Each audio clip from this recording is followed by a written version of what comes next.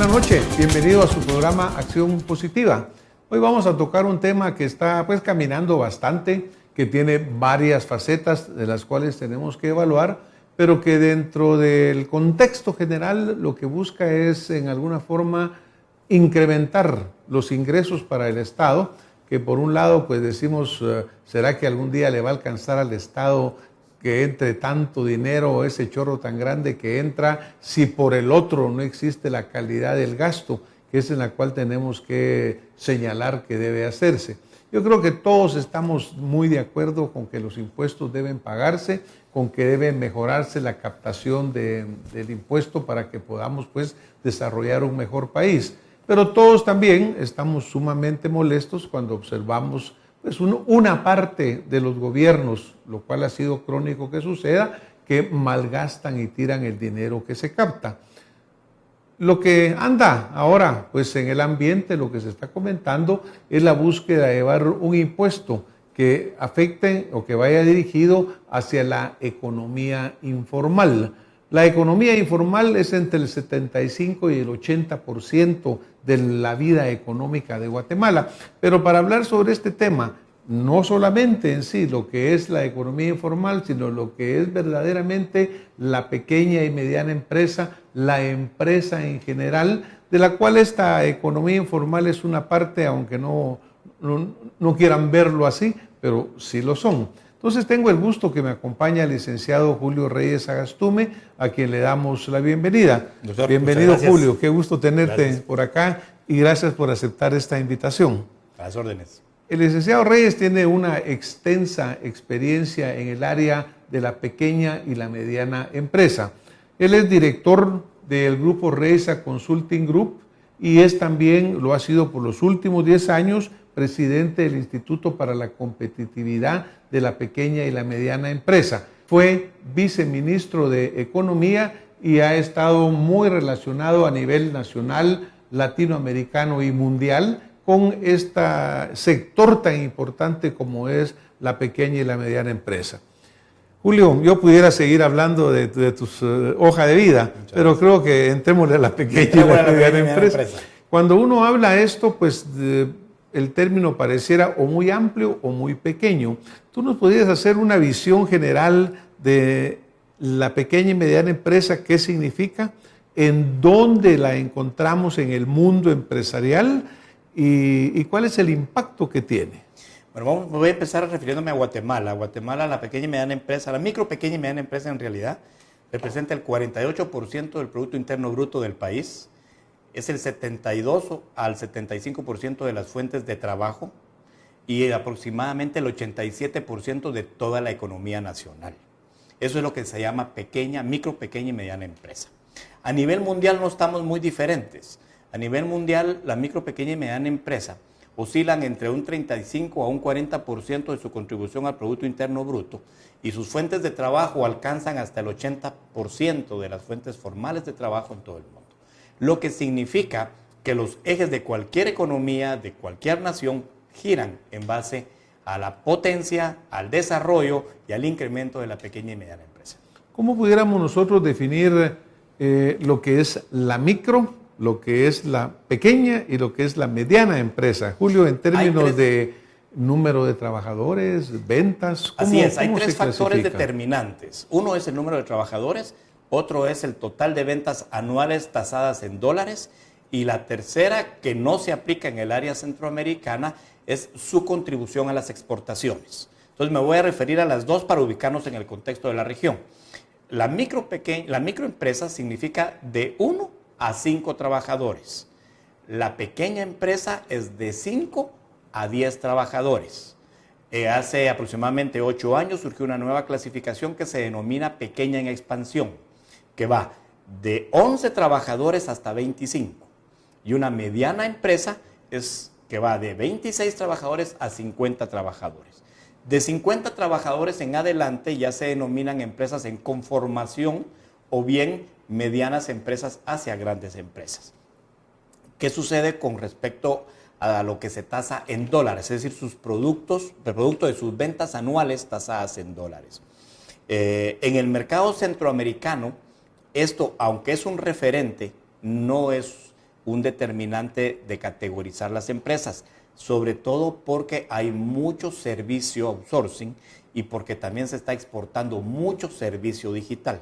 Entonces se dejó de usar aproximadamente hace 3 años la clasificación tasada en ventas o en ingresos por ventas en dólares.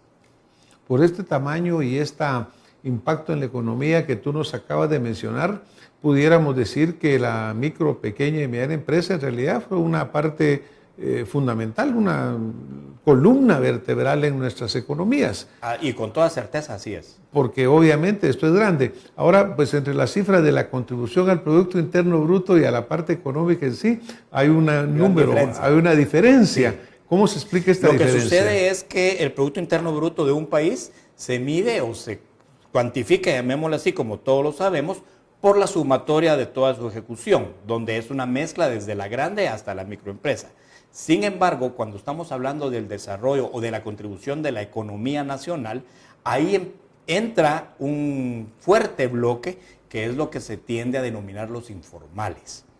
Ese núcleo económico que es un fuerte generador de economía nacional, yo diría que es el eje central de la economía, dado su incidencia en la misma, pero que no se toma unilateralmente en cuenta a la hora de cuantificar el Producto Interno Bruto.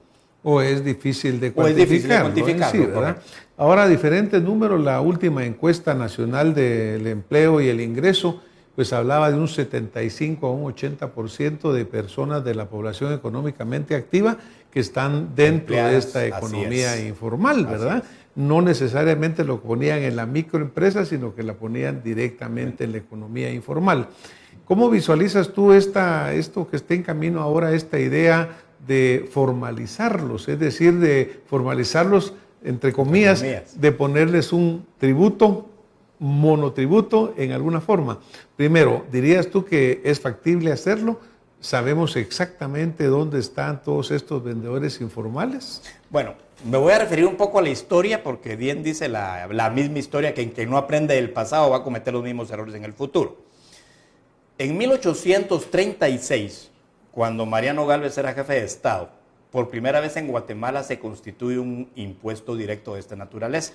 A él se le ocurrió la idea de colocar el impuesto de 12 reales a todos los varones de 16 a 46 años de edad. Se rumora en los anales de la historia que fue causa de su derrocamiento. Posteriormente a esto, siguió la historia corriendo de Guatemala y llega Miguel García Granados a la presidencia en 1887, si no recuerdo mal.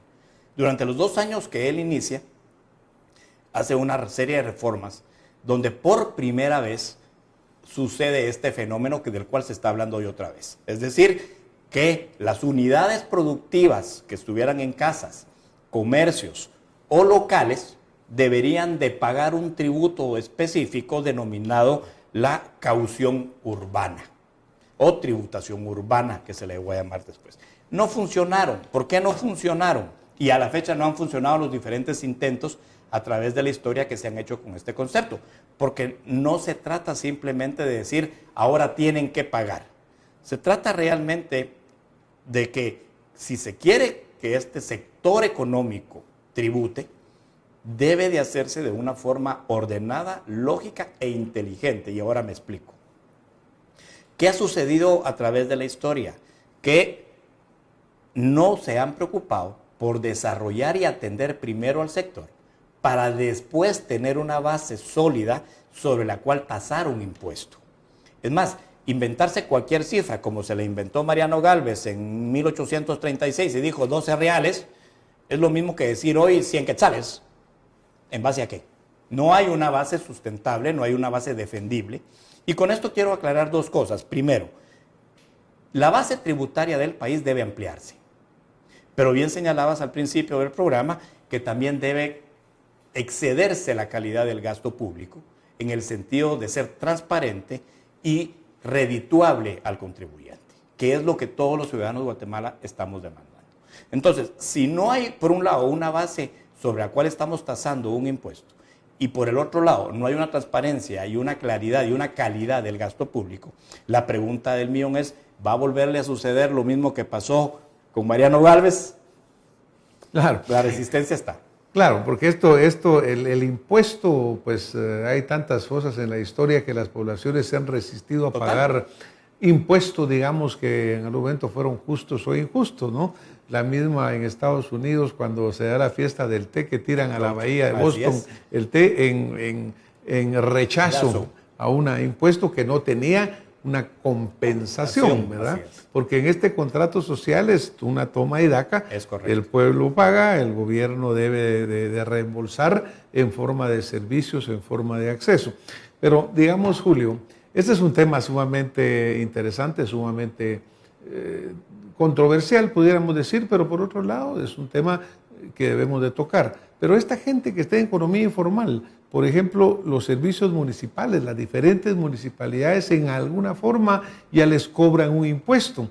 Cuando tienen el puestecito en que venden, cuando los mismos que están en los semáforos a veces tienen un chaleco que dice yo estoy autorizado. Eso necesita una forma de ir creando esta base, digamos. Bueno, lo que sucede aquí también tenemos que tomar en cuenta la forma y la mecánica de aplicarlo. En el caso para hablar de los puestos de comercio o de mercado, que se llama el famoso impuesto de plaza, donde la municipalidad pasa todos los días cobrándoles a cada uno de los dependientes por ocupar un beneficio que les está dando, es decir, un ambiente donde ellos puedan vender sus productos, que en teoría debería estar limpio, bien pintado, bien vigilado y todo lo demás. El contribuyente, esa unidad económica que tiene un puesto en el mercado, está recibiendo algo a cambio y está dispuesto a pagarlo y está de acuerdo a pagarlo porque está viendo que eso le está viniendo de vuelta. Con esto abro un paréntesis. Hay que leer muy bien la información que está circulando, porque cuando uno analiza las declaraciones del ministro de Economía, se da cuenta que la intención es esa, se da cuenta que lo que se quiere es regresarle a este sector de la economía beneficios. Se habla de capacitación, se habla de atención médica, se habla incluso de fuentes de financiamiento. El problema es que no se les explica. El problema es que no se les dice cómo lo van a hacer, ni de dónde a dónde van a partir para lograrlo. Entonces, creo que aquí lo que está sucediendo es que, por un lado, no hay una base, insisto, no hay una base sobre la cual tasar un criterio adecuado, y por el otro, no hay una comunicación correcta sobre cuáles van a ser los beneficios que este sector de la población va a obtener ahora si se llegara a concretar esta medida. Por ejemplo, cuando se habla de financiamiento, pues hemos sabido o se sabe de que mucha de esta gente cae en manos de agiotistas realmente que le cobran unas tasas de interés altísimo. Pero como no tienen una récord de crédito, no tienen nada que puedan hipotecar, por ejemplo, pues obviamente caen con este problema. Ahora, una de las ofertas o de lo que se habla, es del seguro social como una prestación. Pero el seguro social tiene grandes problemas, ¿verdad? Y ya aquellos usuarios, muchos de ellos se enfrentan problemas para su atención, para el tiempo. Hay problemas con las pensiones en el futuro, sobre si va a alcanzar los fondos o no van a alcanzar.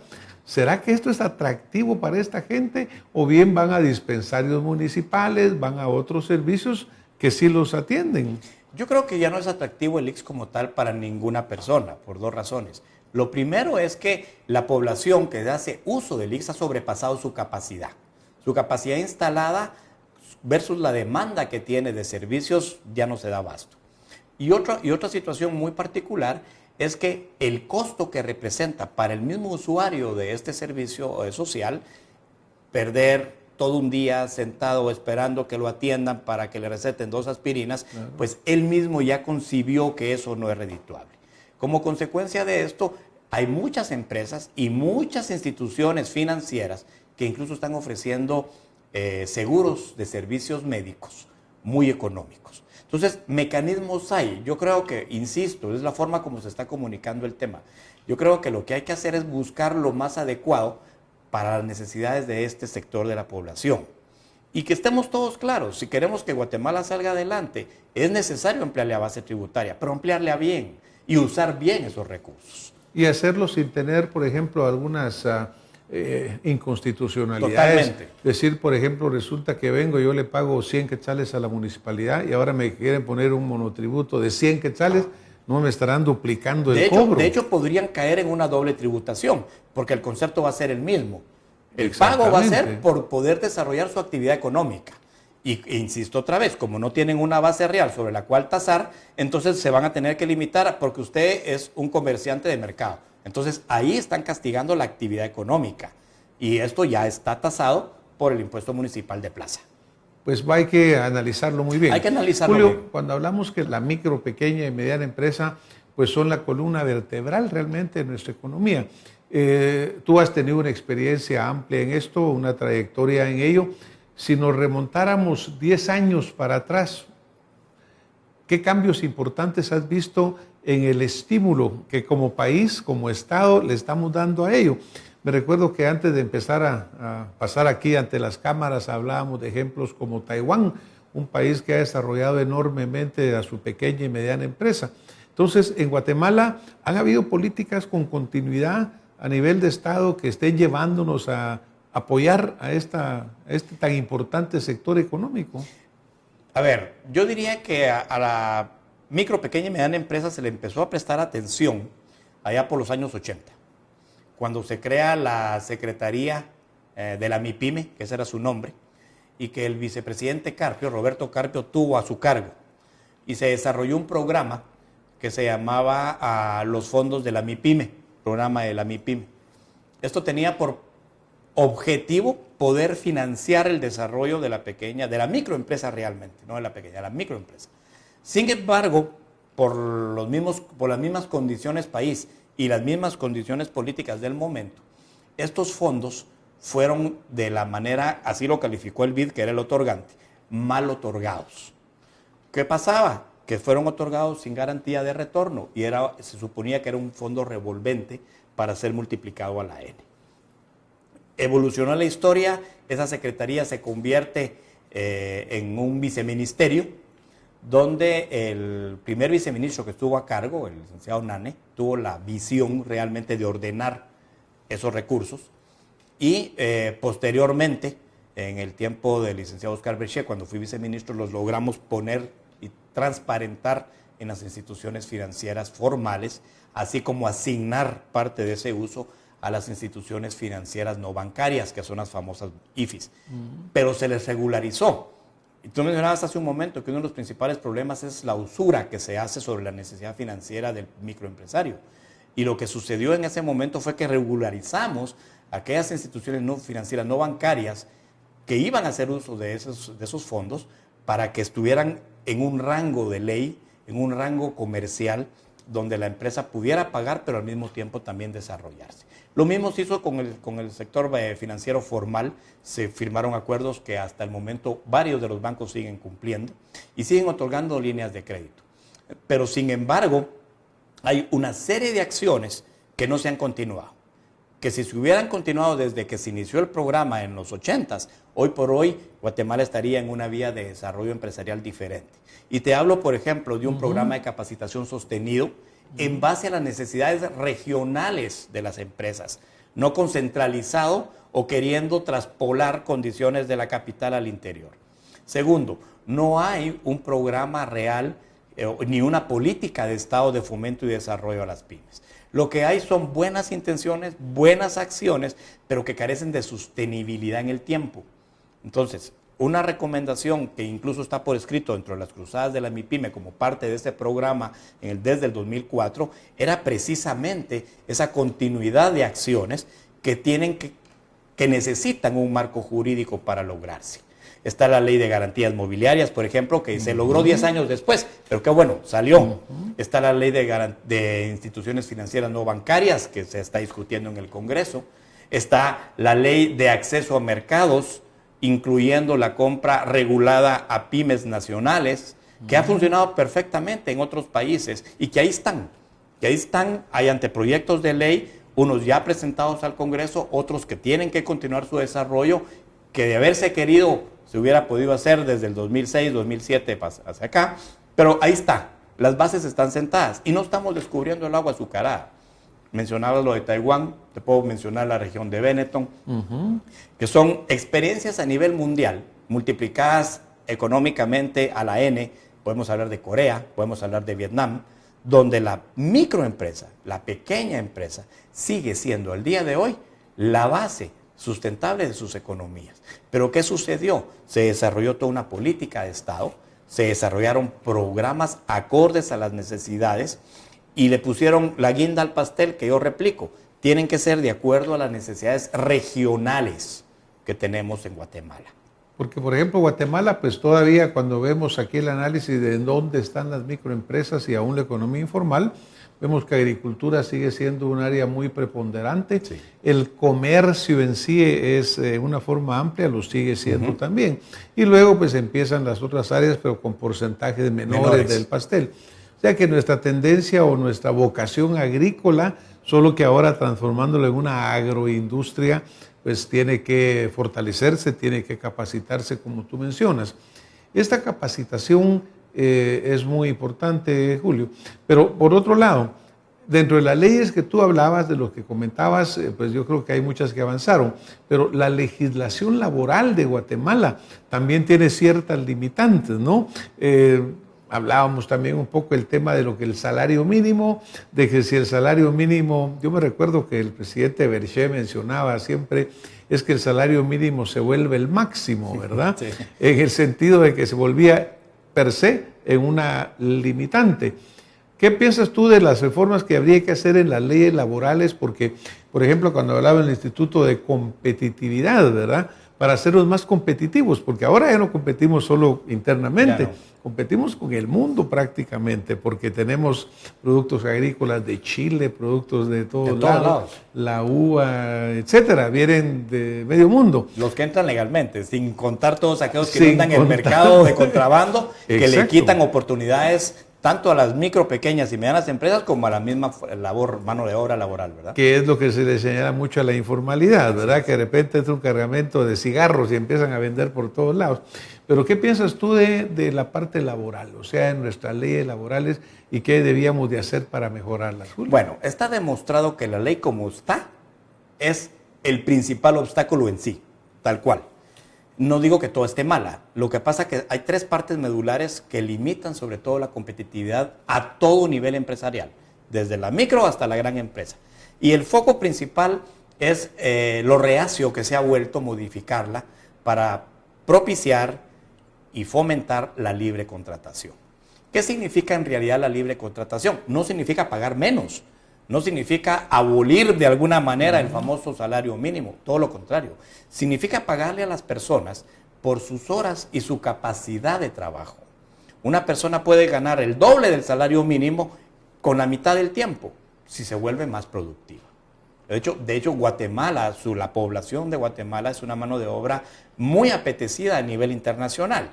Y una demostración de esto, ¿por qué nuestros guatemaltecos son altamente productivos en el extranjero? En Estados Unidos la mano de obra es apreciada de Guatemala, pero acá no.